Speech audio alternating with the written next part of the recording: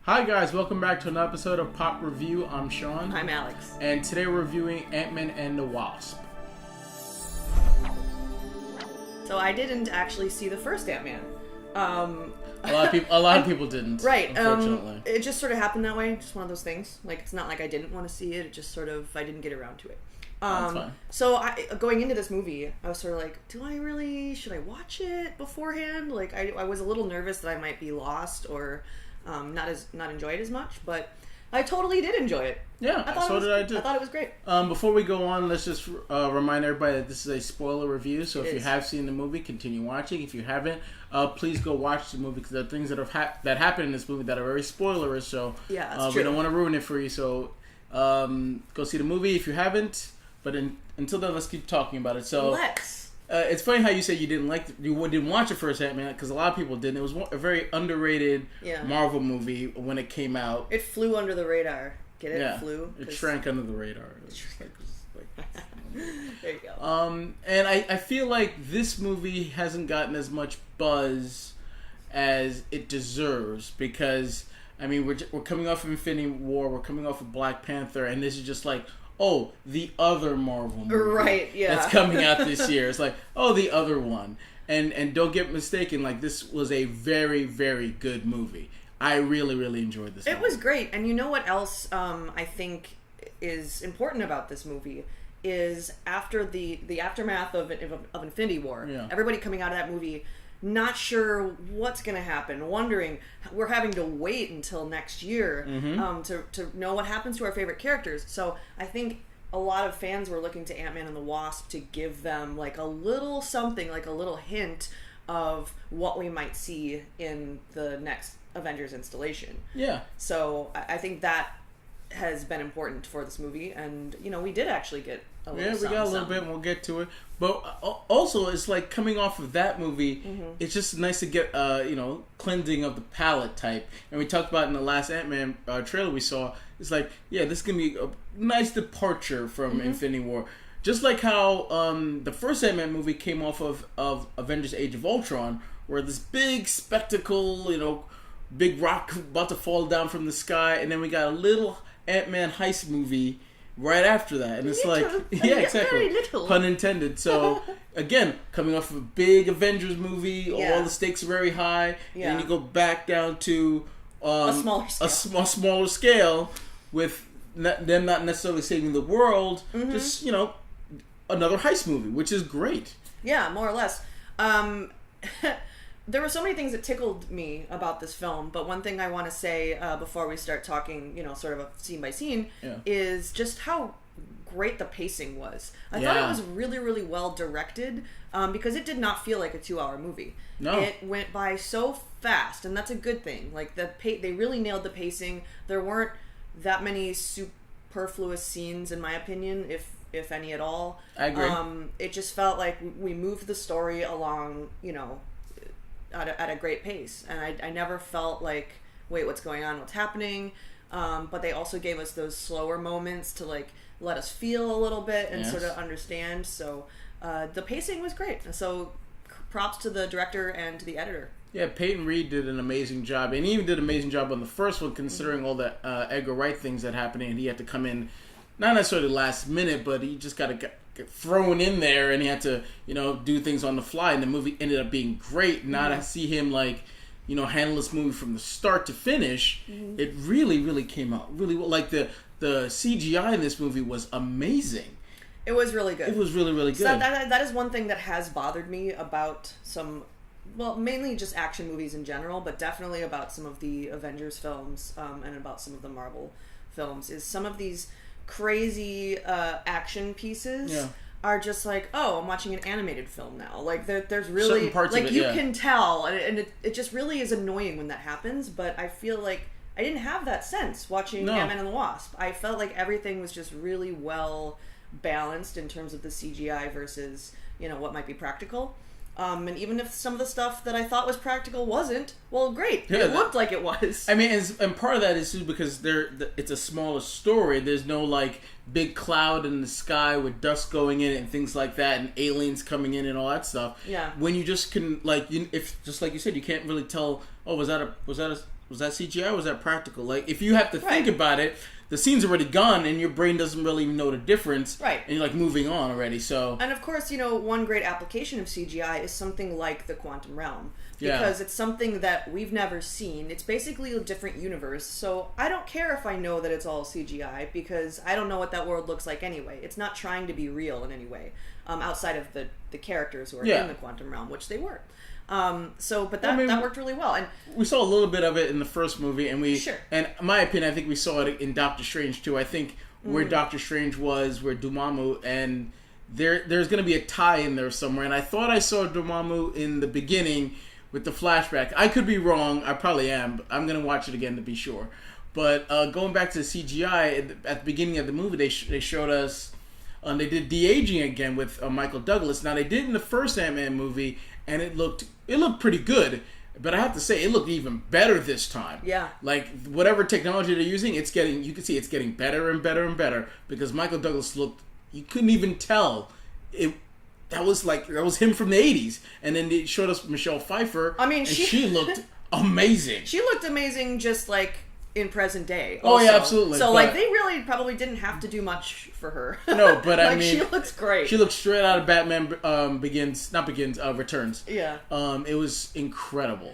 Well, anyway, let's start talking through the film a little bit. Yeah. I really enjoyed the opening scene where he's playing with his daughter. Yes. And it was very Michel Gondry, if you know who that is. No. He's like a French director, and his style is very like tactile in the production design. So the cardboard is so Gondry.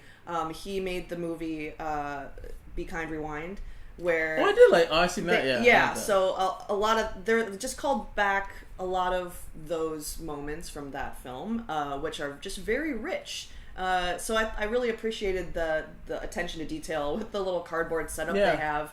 And it was just adorable. Yeah, it was a really fun way to start the movie. Oh, yeah, it had like a little Raiders feel to it. Yeah. At the beginning with them like pretending like they're on a little heist, and it was really adorable. The actress who plays Cassie is great. Yeah. She was great. She was like really cute in the first one, but now she's like coming into her own a little bit. Yeah. I really, really enjoyed her. She was amazing in this movie. Yeah, and sometimes when you cast children, when you write children, oftentimes it's not very realistic because like sometimes you write things that kids should say but maybe don't, because kids are actually really smart. Yeah, we don't give them as much credit. So I felt like she was very just genuine, and the way she was written too was like, those are pretty standard lines, and like she's funny. She's like world's greatest grandma. Like that's the kind of stuff that I would have been making jokes about when I was her age. So I could relate to her in that way.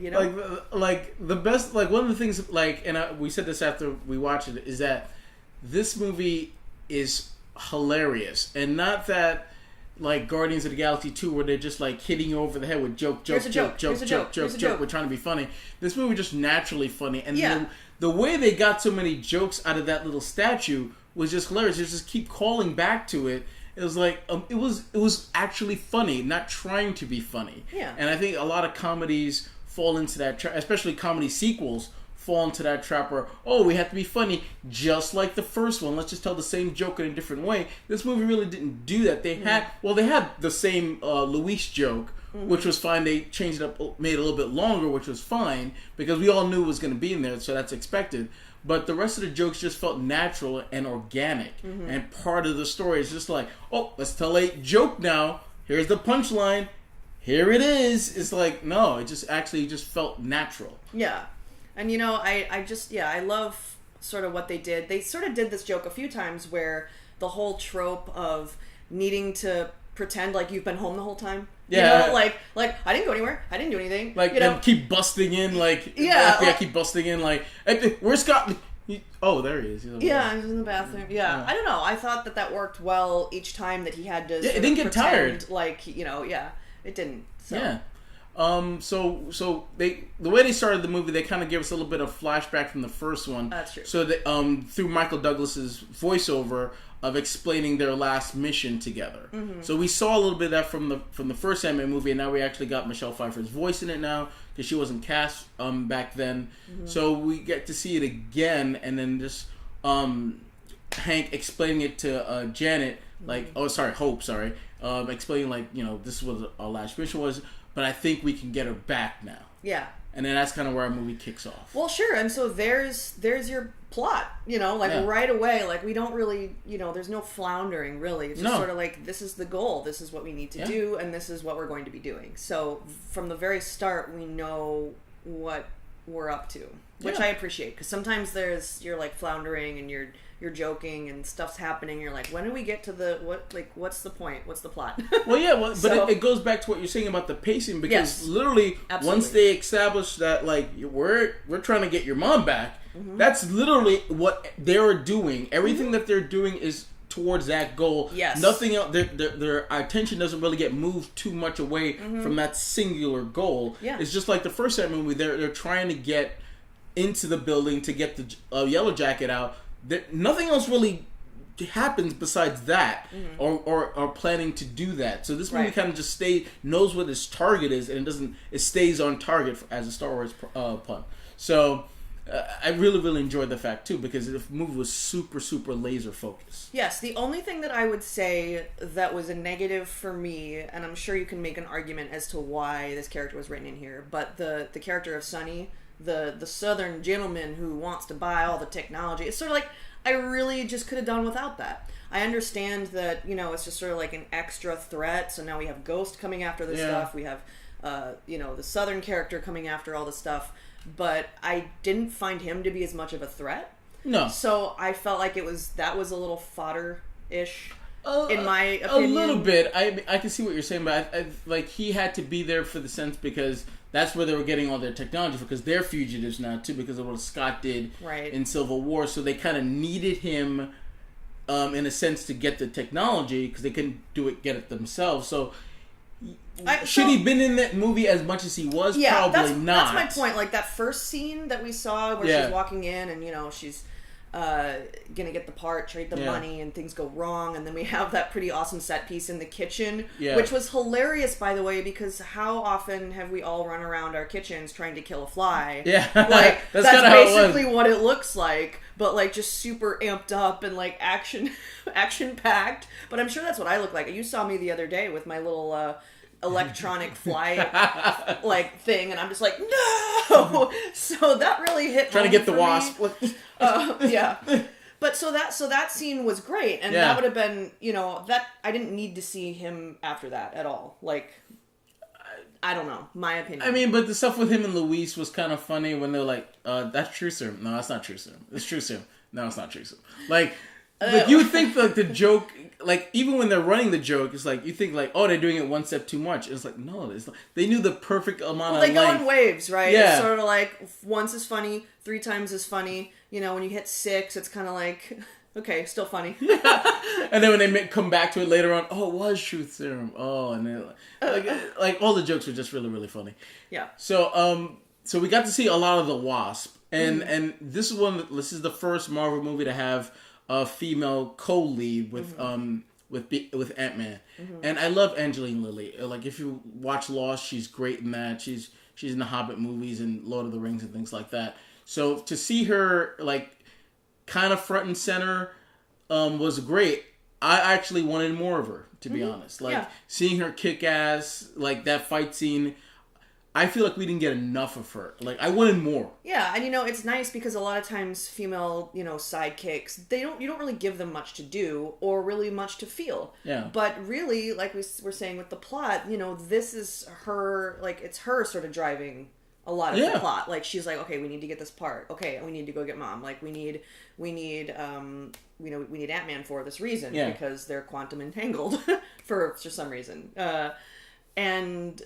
So they gave her a lot to do, and she kicked butt, and she made choices, and we saw her like feel too. Like that moment when she was reunited with her mom at the end was just beautiful. I teared up a little bit. Or the fact that like when they realized that like Janet put something in Scott's mind, and he's like, "Oh, I had this dream about this girl like hiding in a wardrobe," and they're like, or in a closet, and he's like, well, is it a wardrobe? Oh, that's what a wardrobe is.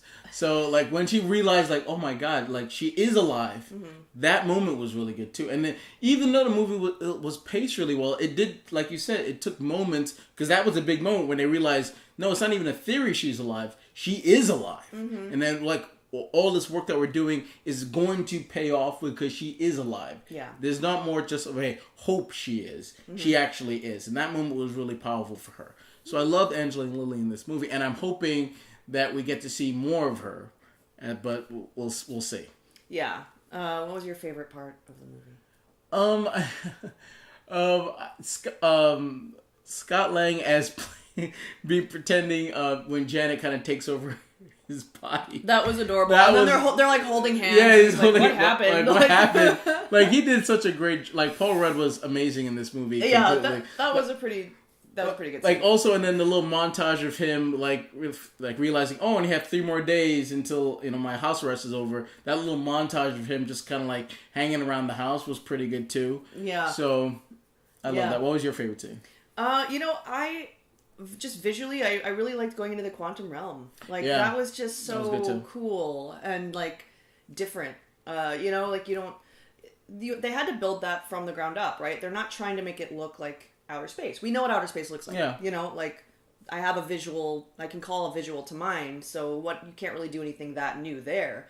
But this is a world that we haven't explored much. So they really had a lot of opportunities to really, do some great visuals. So whoever, was the art director on that particular scene was beautiful, and the water bears were adorable. like little dust mites. The tardigrades. Yeah. The water bears. It looked really, really good. Yeah. And I can't speak enough of how I just enjoyed the sequel. For me, it's not hyperbole to say, I think this is Marvel's best sequel, not including the Avengers movies. Like if you think that it's better than Iron Man 2. It's better than except for Winter Soldier, because I know everybody's about to freak out. So it's better than Thor: The Dark World. It's better than Guardians of the Galaxy Volume 2.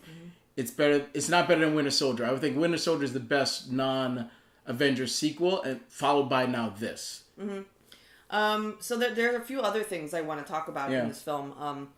One of which being, well, first of all, it's adorable. I just want to say how adorable. I love the sound design so much. Yeah. I want to say just how adorable it was every time when they made a vehicle really small and it's like... Yeah, that little noise. I could hear that little noise. That's almost like the transforming noise. They just sound like it's just like a little car and you're just like... Yeah. Oh, well, now you bring that. The shrinking was amazing in this movie. Like, it was great in the first one, but I always felt like, I wish they would have done more, but I could understand why they didn't. But in this one, we got shrinking up the wazoo. Like, the cars were shrinking. They had a bunch of shrinking cars, which is amazing. Angelina Lilly and AntMan were shrinking all the time.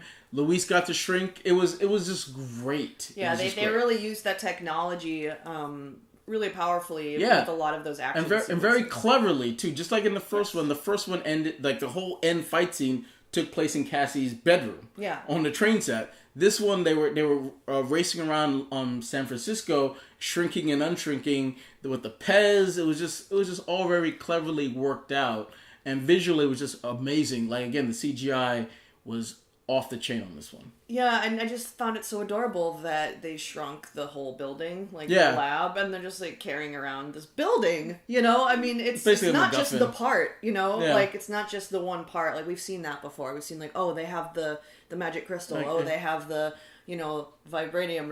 They have there's the one little thing. Yeah, but it's like the whole. I got my lab. It's just like where's the lab? And they built get the lab. And they built like a suitcase. Amazing. I remember we saw the first trailer. Him just like shrinking it and then just like lifting it up like it's a carrot and then just dragging it away. Like that was hilarious. And the fact that it keeps shrinking in it was great. Yeah. Let's talk about the villain. Yeah, that's what I was gonna say next. Yeah. What do you think about her? Okay, so I liked her a lot because I've said this. I'm going to say this until I explode, but the best kind of villain is a villain where you really fully understand their motivations. Yeah. And you can almost even relate to them in a way. Mm-hmm. And I felt like she was relatable. Like, she's in pain all the time. I feel that way. I have arthritis. I have a bad knee.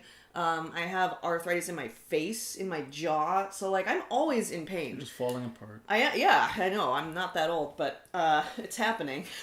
So, in that sense, I could relate to her. Like, yes, I would do anything to sort of just, like, fix what's wrong with me. And to just be in pain all the time is a terrible thing. And I have it easy, too. Like, I'm sure there's so many more people out there who just have it a little worse. So, she was really relatable.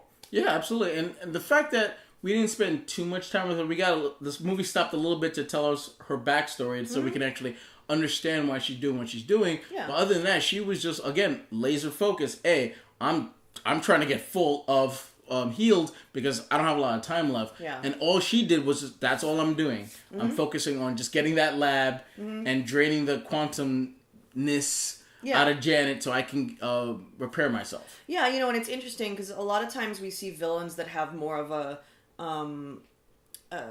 just almost like a religion, destroy the world type. Yeah, like Thanos, for example. Yeah. That's a great example where it's just sort of like, I have to do this for the greater good. But you know, she was just sort of like, I just want to feel better. Like, this is terrible. I'm like phasing I've been taken advantage of and been promised things, and people have let me down. So now I'm just going to take care of me. Yeah, so that was refreshing too, because sometimes it gets a little old for a villain to be like, oh, I could do a better job running this universe, so I'm going to do... It's like, okay, keep it small. Or I just want to take over the world and do bad things because that's cool, no, we didn't get that. I do also find that money is not a great motivator, which is maybe one of the reasons why this Southern character is just kind of boring to me. He's really just motivated by, like, money, you know? He just wants to... He wants money. But the way the movie was kind of setting it up, and maybe this could still be the case, is that it looked like he was answering to somebody else. Yeah. And I thought we were going to get a reveal of who he was like working for, but that didn't happen. Yeah, could be. So yeah, Ghost I enjoyed. I really enjoyed the effect that they employed, which was sort of like almost like a RGB shift. Like if you're an editor, sometimes I'll use that as like a transition or something. But it looked really, it was good. Really cool. Yeah. I liked her costume. Yeah. That was pretty intimidating. And I love the idea of a female villain. I just like them. I don't know why. This wasn't supposed to be the first time they would do that. I don't know if you guys know. In Iron Man 3, the Mandarin was supposed to be female. And then they got a little bit scared, and then they changed course a little bit. So they were supposed to already have done that, but this is the first time. So we've had this movie kind of, you know, has a female villain and a female Coley, which is nice. It's good to get more diversity and have more women and more people of color in these superhero movies, because the world has a lot of women and people of color. Yeah. Exactly. So it's nice to have representation. Yeah, and you know, just aside from, like you said, like just aside from the fact that we should be doing that, I just want to see, like, just from a completely entertainment standpoint, like I want to see people who I can relate to. Not that I can't relate to a male character, obviously, but you know, it's nice to see your own kind actually given something to do, something you can relate to, like the relationship between daughter and mother, and daughter and father. You know, that's stuff that I know about. You know, and I also know about being a woman and being in pain, and no one takes your pain seriously. This is actually a thing. Look it up. So yeah, just on that front, I was very appreciative of that. Yeah. And just, so let's talk about like Michael Pena and his little gang. So I shouldn't use the word gang. So his little side characters. Yeah, so they have their own little business now, and Michael Pena's he's hilarious in this movie. Yeah. He doesn't have as much screen time, but he's there to help move everything along. And then we get that scene where he's voicing everybody's. He's telling the story, and we're seeing it play out with his voice over everybody else's, and it was great. Yeah, that was silly. It was silly, but it was fun. Like, so in the last movie they did it twice. Mm-hmm. This movie they only did it once, but he just did it longer. So yeah, and you know, they actually gave him something to do. Like, he actually was helpful at the end, which sometimes doesn't happen with these sort of side characters that are just sort of there to be like the comic relief. But they actually gave them stuff to do, and they actually were helpful by the end of the film. Yeah, so kind of they were helpful in the first movie too. So they're just keeping that thread, T.I. and I can't remember the other guy's, the character's name, they're there, they're not, again, they don't have a lot of screen time, but they're there and they actually have something to do. Just like, they're just not there to plus the jokes. Yeah. They actually have something to do, and they're relevant to the story. Yes, totally. So, let's talk about Michael Douglas. I thought he did a great job. Yeah. Like, I remember when they cast him as Hank Pym, I was like, wow, we got Michael Douglas in a Marvel movie. It was just like, when we had Robert Redford in Winter Soldier, just like, to see these older actors who've, like, made their name in such serious, dramatic movies, and now they're in a Marvel movie, it shows you how far superhero movies have come. if this was like 10, 15 years ago, I think Michael Douglas was like, what? Ant-Man? Get out of here. I'm not doing that. Are you ridiculous? Get out of here. But now it's just like, you know, he's got kids, and I'm pretty sure they're like, "Hey, Dad, you should be in a Marvel movie. They're fun." He's like, "Okay, okay." And then he like I've seen interviews with him. He's really, really enjoyed it because he's never really done movies with so much that are so heavy with special effects. It was all new to him. Mm-hmm. So I think like he quite enjoyed it, and just from that perspective alone. Yeah. Because it's like that kind of filmmaking he's never been really exposed to. Yeah, and I do like also that he sort of almost took a bit of a back seat to, like, Hope was mainly the one who was actually, like, sort of technologically figuring out what they're going to do and what the plan was. Also, like, Janet, his wife, like, when she comes and they sort of switch bodies for a second there, she's the one who has the code, you know, that needs it to work. So, and, you know, he never got, like, you know, stubborn about it. He's just sort of like, oh, okay, yeah, I guess I didn't think of that. So, you know, it was just a very, I just liked his character. I liked it a lot. Because, like, if you have to, like, grade them, like, in the first Ant-Man movie, Paul Rudd is the A character, and then Michael Douglas is the B character. Right. Now in this, Angelina Lilly is the B, and he's now C, where she was C in the first one. So he kind of took a little bit more of a backseat as more of a supporting kind of, again, helping Ant-Man and the Wasp do their thing while he's still trying to help get Janet out of the quantum realm. Yeah. So I like that it took a little bit of backseat, but then still, again, he had things to do. Not just he's like there as like, hi guys, I'm just, you know, here to collect my paycheck and, you know, look nice. Although, I mean, if someone offered me that option, I would take it. Well, I mean, he could have did a Bruce Willis and just like mailed it in, but or Michael Harrison Douglas, Ford. Well, yeah, sometimes Harrison does that, but not as much as Bruce Willis does. I think he's the king of mailing it in. That's funny. Almost to the point where he could have his own service, postal service. Yeah, exactly. So let's talk about Michelle Pfeiffer. So she's not in the movie a lot. She pretty much just shows up towards the end when they see her in the quantum realm, and she has said like now she's changed. Yeah. She's got these weird powers now. Quantum powers. Yeah, where she can just like she touched Ghost and she sort of kind of healed her, as we learned later on. Yeah. It wasn't permanent. It was like a temporary fix to kind of keep her stable. And I kind of love that too because there's nothing like the healing power of your mom, you know, and like I said, like being a woman watching these females interact on screen, like I picked up a lot of, you know, things that maybe I wouldn't have if it was all male characters on the screen. So just seeing, you know, Janet comes back and is like, I can help you, even though this person was trying to basically kill her. Yeah, basically. She, you know, she's just very forgiving and maybe she didn't really fully understand the whole story, but, you know, comes in and fixes her. Yeah. And I thought that was a really nice moment too. Yeah, I mean, this movie just is it's a family movie. If you really think about it, it's about fathers and daughters. Because there's, you know, Dr. Pym and his daughter, Scott and his daughter, and then Scott making sure that his family is important to him, not just his daughter, but his ex-wife and her extended family, and then now they're trying to make it all work because in the first one, you know, he was just coming out of jail and then like you know, get your life together, and he's trying to do that even though like he was under house arrest, and then we see Hank and Janet, and now Hope, like they're now a family again. So it's nice to see all the families coming together. Yeah. Back to Michelle Pfeiffer, back to her character. You know, it's really interesting thinking about, and I have some questions about how this works in the quantum realm. We talked about this last night a little bit. I kind of was wondering if they were gonna take it in a direction where she maybe isn't normal. Like 30 years at a subatomic, I don't know, like that would probably really mess with you. So I thought it was an interesting choice that they made her just be completely sort of normal, outside of the fact that she now has powers. Well, I mean, like they could still dive into that a little bit, maybe. Yeah, maybe. That might be an interesting thing to play with as they sort of get to know each other again, since it's been 30 years, that maybe mom really... Because she even says, I've changed. Yeah. You know, and I think maybe she meant more than just physically. Because what can that do to your brain? That would, like, absolutely. Mentally... Like, even just thinking about outer space makes me feel like... crazy. And then you were wondering, like, well, what does she eat?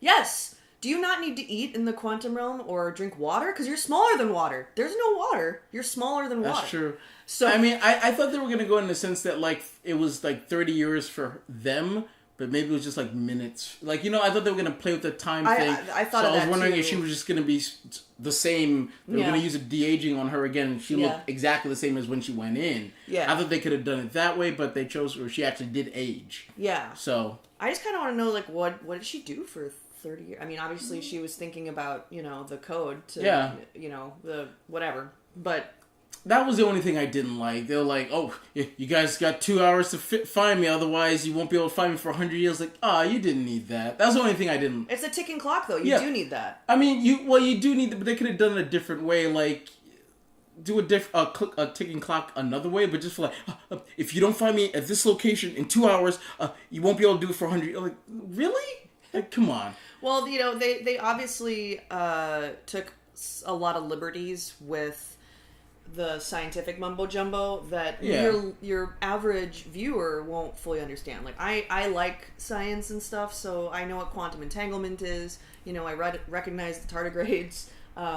Just sort of like a lot of these concepts, like I kind of understood what was going on. But yeah, that with like, no, but the time thing will shift and you won't be able to find me. It's like, you just made that up. I mean, you can have a ticking clock in the sense that like the little ship they use only has a certain amount of power, and if we don't like find her in a certain amount of power, like we can't come back. Like you can do a ticking clock that way. Like, oh, we only have 30 minutes to find her, and you got then that could have been on the thing on the ship. And then it explodes, and whatever. Like you could have done it that way. Just the fact like you can't if you don't, you won't be able to find me. Yeah, I can see why they needed the ticking clock because you know you want the stakes to be high. You want it to be that we might not get mom. She's out there, and what if we don't get her? Yeah. Like those are big stakes. You know, at least on an emotional level for most which is fine. I just wish they would have done it in a different way. But like that's my only critique is that like that was annoying. Yeah, which sort of just ties into the whole like. They were starting to take liberties with the science, and you know when you're telling a science fiction story, it's fine. You know, you're like I just understand that lightsabers work. I don't know how. I don't care. They just do. Fine. But and you could do that for most of this movie. But yeah, that did feel a little bit like a stretch. I mean, as long as you when you set up the rules, as long as you play by your own rules. Well, so as long as it makes sense in your movie, it's fine. But when you start going against your own rules, that's when you're like you've lost everybody. Yeah. So I mean, everything that they did with the quantum realm and everything quantum-ish, they kind of set it up and they've kind of stick to that. So even when they brought Ben Foster in, which I love Lawrence Fishburne, even the de-aging on him looked good too. I was like, wow, he looked like he's in the Matrix again. It all kind of played to the rules that they already set up, but just that ticking clock just kind of. It was like I rolled my eyes, like, oh boy, there it is. Yeah. Well, so it was a little. So yeah, it just felt a little easy that like, oh, mom's actually completely fine and not mentally ill whatsoever, and also now she has cool powers. Yeah. You know, it was sort of like I kind of wish that, and you know, like we said, we might get there. Like I wish they would play with that concept a little bit more, and maybe they will. But yeah. So then at the end of the movie, they get her out. Scott actually finally gets his way back into their house again, as if by busted maybe for the 4th time, and he's in there playing the drums. So then they take off his ankle bracelet. He's out of house arrest now, so his agreement is now complete. He can now do what he wants. And the agent was like, "Oh, you know, catch you next time." He's like, "What? Catch you? I'll see you later." Like, you're asking me out for dinner? Do you want to get dinner? Do you want no. Like their dynamic. I really liked his character. That was funny. The whole magic thing. Yeah, that actor is on fresh off the boat. He's a great actor. His comedic timing is amazing too.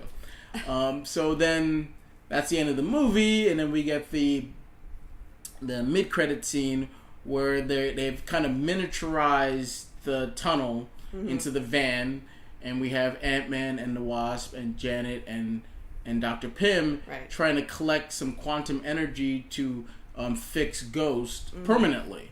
So Scott goes in with a little canister. He's collecting quantum energy. They have him on radio so that they can hear him, and he's like, all right, I've gotten it now. And he doesn't hear anything back. I mean, we so knew this was coming. And then you cut back, and all you see is the dust. You're like, oh no! All 3 of them got dusted. And the thing was that I was like, I knew this was gonna happen, but my prediction was I thought that only Hank would get dusted. I didn't think they were gonna dust all 3 of them, and they did that. They went there. They totally went there. So we now just got Mom back. Yeah, we just got her, and I just like, oh, well, they really just dusted her, and just like the whole movie trying to get her back, and yep, they went there. They dusted her too. I mean, that's sort of what we assumed was going to end the movie. Yeah, and we were right, and I thought that it worked really well. I really did, because for some people, I don't think they were expecting that in the theater. They were like, oh. I looked down the row, and everyone's like, oh my god. It was so funny. I wish I could have taken a picture. It's almost like we were just starting to heal. Like, nope. Oh, this is just a nice movie. Do not worry about Thanos and everything. And then you just cut back and just, oh no. It was great. It's like post-traumatic stress. Oh, it's happening again. Well, so now let's theorize a little bit about what's going to happen now with Ant-Man. Now that he's stuck in the quantum realm. I brought up the idea that perhaps that's where everybody who got dusted went. So it's very possible that that's a thing, maybe, because we don't really know exactly what it means to just disappear. Well, I mean, or it could be that's the element that they use for time travel, because Janet even said, like, be careful not to go certain parts of it. You know, you can get stuck in time. Yeah. So maybe this is how they use the quantum realm to go back into time to fix Thanos or stop Thanos from getting all the Infinity Stones. Also, but how is he going to get out of there? Like in the first movie, he had to his regulator broke, and he had to use one of the enlargers to get himself out of the quantum realm. How's he going to get out now? Yeah. Because does everybody know where he is? Nobody knows where exactly. He is. So like, how's he going to get out? That's a thing. Because apparently the Wasp is supposed to play a big part of Avengers 4, so maybe the first part of the movie is them getting everybody back, and then she plays a bigger part in Avengers 4 that way. Who's to say? We don't know. We gotta wait till May, or at least the first trailer to start piecing these things together. Also, just because of the after credits sequence with just the ant, I thought maybe since he sort of is programmed to be just like Scott, that maybe he kind of has an idea of how to use the technology, and the ant. Wouldn't that be great if the ant went to the quantum realm and was like, "I gotta save my friend"? Now, I like that you bring up that scene, because a lot of people think that scene is just, it's just a gag. It's not really a gag. If you really analyze that scene, it's giving you a window of what the world is like now. Because as they pan through, you saw on the TV that the emergency broadcast system is on, because all hell is gone loose. Half the earth is gone now. And there was nobody in the house. If you looked outside, people were like starting to panic. And then we just see the ant playing the drums. Because the ant doesn't know what's going on. But everybody else, we've got a small window, especially at the end of Avengers. As to the scale of like how this is affecting everybody. Yeah. So they did it in their own little funny way, but we still got a sense of like, oh my god, like things are really going to hell. Yeah, and I wouldn't be surprised if the ant did something along with Cassie, maybe to sort of find Dad. Well, hopefully she didn't get dusted. Well, right. Yeah. Hopefully. And I love at the end where it said AntMan and the Wasp will return, and they took a beat, and then they put a question mark, which was hilarious, even though we know they're going to return. Like, we know Ant-Man's going to be in the next Avengers movie. We know the Wasp is, but that little question mark just is like, haha, well, maybe. Jerks. Because they're keeping a lot of... Because what I love about what they're doing now is they're keeping a lot of things close to the vest, whereas before, when they announced Phase 3, they're just like, here are all of these movies that are coming out. So then watching it, I remember when we was watching Black Panther, and then everybody thought, oh, Black Panther, oh no, he fell off the cliff, is he dead? Like, no, he's in the next movie. Yeah.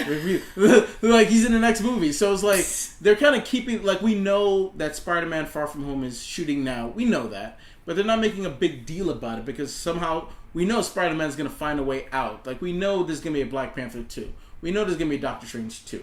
We know there's probably going to be an Ant-Man 3. We know there's probably going to, well, we already know there's a Captain Marvel. We know there's going to be a Guardians 3. We know all these things are probably going to happen, but the fact that they're not just saying, hey, here's all of Phase 4, or whatever it's going to be called, and the movie's going to come out this time, and this time, and this time. So it kind of takes a little bit of the juice out of Avengers. If they're telling you already, hey, the Guardians are going to be in Guardians 3, so don't worry about it. But even if these movies might take place prior to Infinity War.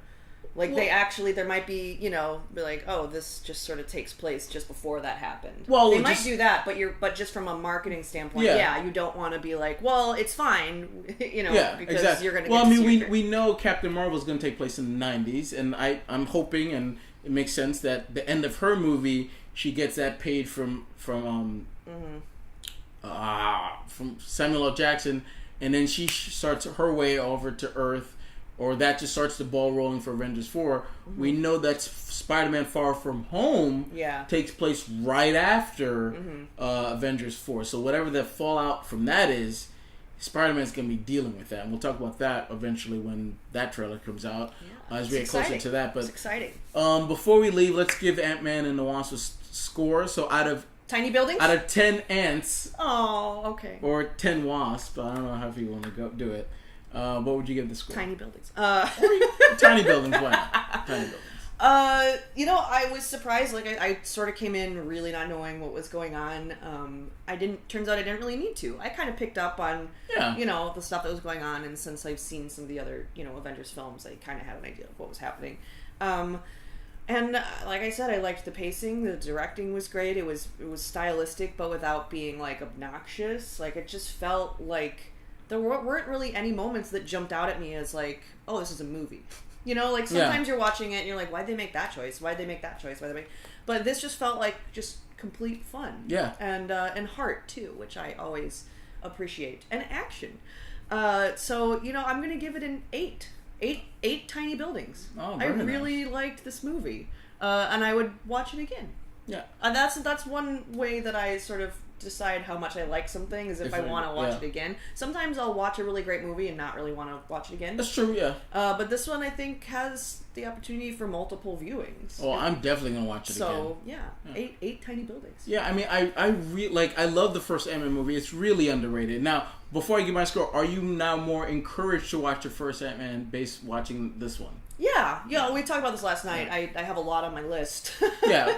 But it is on my list now, whereas previously it kind of wasn't. And then, this movie kind of did its job. So for me, this is probably Marvel's best sequel besides Winter Soldier. I really think it's their best sequel. It's just so fun. It knows what it is. The jokes, pretty much all the jokes hit. I don't think I sat there and was like rolled my eyes at any of the jokes. I laughed when I was supposed to. Like I said, the little clicking clock thing really kind of annoyed me for a little bit, but I got over it.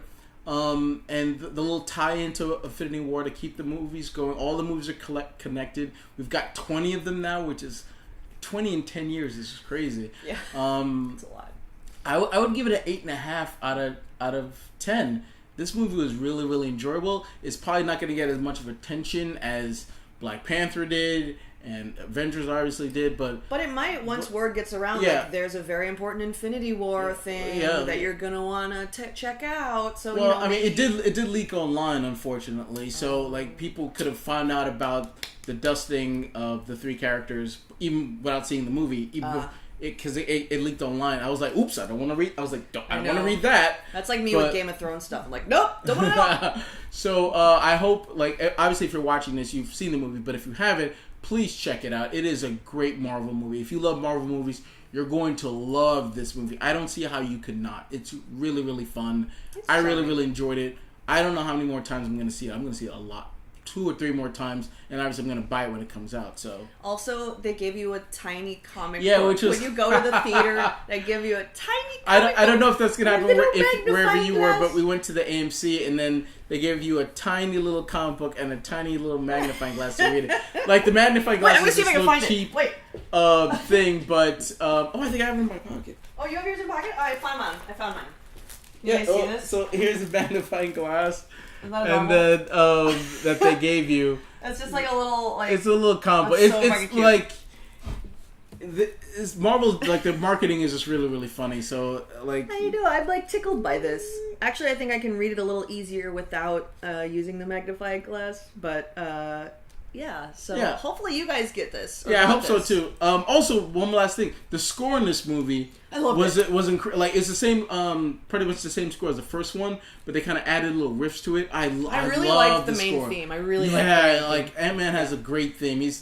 again, he's totally underrated. Like, please, like, don't sleep on Ant-Man. And I can't wait for the third installment, because you know there's going to be a third Ant-Man movie. So while Alex reads her little comic book, what do you guys think? Did you love Ant-Man and the Wasp? Did you enjoy all the shrinking? What did you guys think about Ghost? What do you think about the quantum realm? How they're going to use that in Avengers 4? Now that Ant-Man is kind of stuck in there, how do you think he's going to get out? Lot of questions that unfortunately we're not going to get any of the answers to until maybe late this year, when Kevin Feige said we're going to get the first Captain Marvel trailer, and then after that we'll find out the name of the fourth Avengers movie. We might get a teaser trailer for that movie, so look forward to us doing a review on those things when they come out. But until then, I'm Sean. I'm Alex. Till next time, guys.